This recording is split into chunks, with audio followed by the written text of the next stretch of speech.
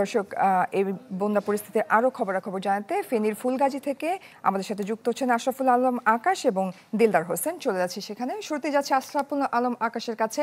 আকাশ, এই বন্যা পরিস্থিতির কারণে জনজীবনে স্বাভাবিকভাবে দুর্ভোগ নেমে এসেছে। প্লাবিত এলাকাগুলোর মানুষের জীবন কেমন দেখছেন? আমি এখন যে জায়গাটিতে দাঁড়িয়ে আছি এটি হচ্ছে ফুলগাজীর বরকতুল্লাহ সমাজ এলাকা।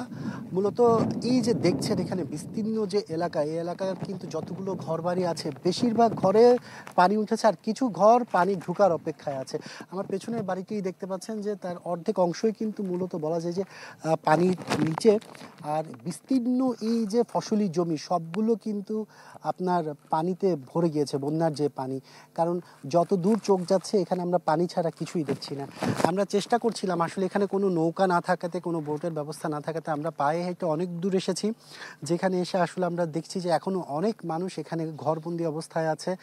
আর এখানে বিস্তীর্ণ এলাকা হওয়াতে যে যোগাযোগ ব্যবস্থা আসলে একেবারেই বন্ধ হয়ে গিয়েছে। অসুস্থ রোগীদেরকে এখান থেকে নিয়ে যেতে মানুষকে হিমশিম খেতে হচ্ছে। সব মিলে যে পরশুরামপুর আর এই যে জায়গাগুলো যে মানুষগুলো আছে তাদের কিন্তু দুর্ভোগের কোনো কমতি নেই। আর জেলা প্রশাসনের তরফ থেকে যেটি জানানো হয়েছে, এখন পর্যন্ত প্রায় 150টিরও বেশি তারা আশ্রয় কেন্দ্র স্থাপন করেছে। এর বাইরে কিন্তু 7,000-এর মতো মানুষ কিন্তু সেই সব আশ্রয় কেন্দ্রে তাদের কাছে এসেছেন। আর বেশিরভাগ যারা পানিবন্দী তাদেরকে যে রেস্কিউ করে উদ্ধার করে যে আনবে, সেই পরিস্থিতি অথবা সেই ধরনের কোনো ব্যবস্থা, দৃশ্যমান চিত্র কিন্তু এখনও আমাদের চোখে পড়েনি। গত 2-3 দিন ধরেই কিন্তু এখানে পানির নিচে বলা যায় যে লাখো লাখো মানুষ। এছাড়া যে রিমোট এরিয়াগুলো আছে যেখানে আসলে এখন আমরাও পৌঁছতে পারছি না, সেখানেও প্রায় 20,000-এর মতো মানুষ যে পানিবন্দী হয়ে আছে, এই ধরনের একটি আশঙ্কাও করা হচ্ছে। আর এখন পর্যন্ত জেলা প্রশাসনের তরফ থেকে বেশ কিছু উদ্যোগ নেওয়া হচ্ছে। আমরা এখানে যারা আছেন স্থানীয় একজনের সাথে কথা বলবো। আপনি তো এখানকার থাকেন, আসলে আপনাদের এলাকার আসলে কি পরিস্থিতি এখন দেখতে পাচ্ছেন? অবস্থা একটু বাসার পানির ভিতরে পানি ঢুকলে অবস্থা আছে আর কি, অল্প কিছু বাকি আছে। এখন আপনার একটু পানি পাইলে ঘরের ভিতরে উঠে যাবে। খাবার দাবারের কোনো ব্যবস্থা হচ্ছে কিনা, অথবা কেউ ত্রাণ নিয়ে এখানে আসছে কিনা? না, এখন পর্যন্ত কেউ আসে নাই। এখনো পর্যন্ত আমাদের এইদিকে কেউ আসে না, সবগুলা ফুলগাতে ওদিকে যাচ্ছে, এইদিকে যার আর কি। শুনতে পাচ্ছিলেন যে আসলে এখানকার যে অবস্থা, এখানে আসলে বিস্তীর্ণ এলাকায় যে ধরনের আসলে লোকবল প্রয়োজন, যে ধরনের আসলে সাপোর্ট প্রয়োজন, সেটি কিন্তু এখনো পুরোপুরি পৌঁছানো সম্ভব হচ্ছে না। আর জেলা প্রশাসনের তরফ থেকে তারা তাদের পক্ষ থেকে যতটুকু সম্ভব ততটুকু করার চেষ্টা করছে বলে আমাদেরকে জানিয়েছে। এই ছিল এখান থেকে সর্বশেষ পরিস্থিতি। জয় আকাশ, ধন্যবাদ আপনাকে। আমাদের সাথে আরো যুক্ত হয়েছেন দিলদার হোসেন। দিলদার, আপনাকে দেখে জলাবদ্ধতার পরিমাণ আন্দাজ করা যাচ্ছে।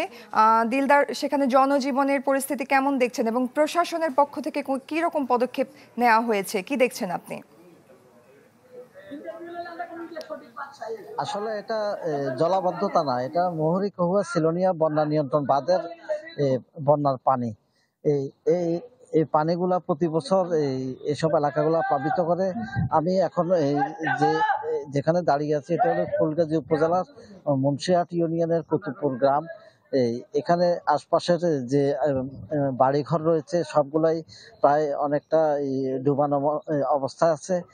আর আমার পিছনে যে বাড়িগুলো রয়েছে এগুলোর মধ্যে বাড়িঘরে পানি উঠেছে, কিন্তু পানি ওঠার পরে এদের ছাদ বা অন্য জায়গায় তারা রান্না বান্না করে খাওয়ার কারণে আসলে তারা আশ্রয়কেন্দ্রে যান না বলে আমাকে জানিয়েছেন।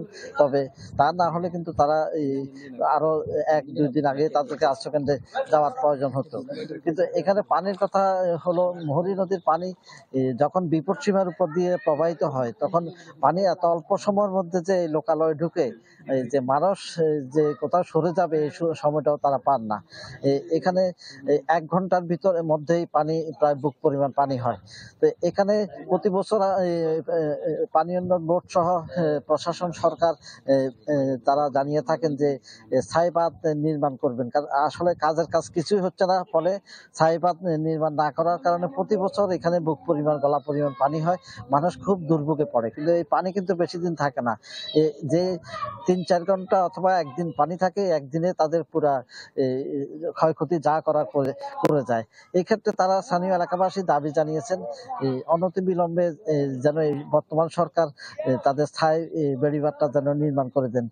তা থেকে তাহলে এই ভোগান্তির থেকে রক্ষা পাবে।